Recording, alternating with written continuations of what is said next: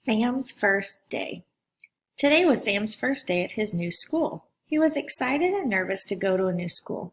Sam was excited because he was ready to make a lot of new friends, but he was nervous because he wouldn't know anybody. When he quickly got ready for school, and then his mom drove him to school.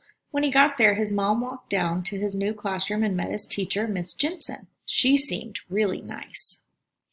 Sam had a good morning and was able to complete all his work. Then Miss Jensen told the class it was time for recess. Sam got super excited when he heard this because recess was his favorite part of the day. But when he got on the playground, he realized it wasn't all that fun since he didn't have anyone to play with. So Sam stood off to the side and watched all the other students playing and having fun. Mason, another student in Miss Jensen's class, was having a great time playing tag with some of his friends.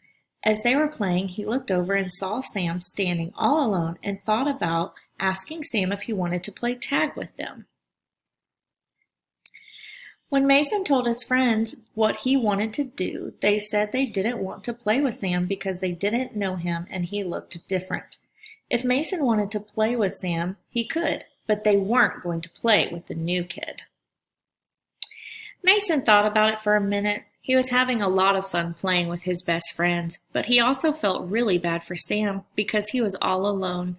In the end, Mason decided to play with Sam. Sam and Mason had so much fun playing together that they decided to play together the next day, too.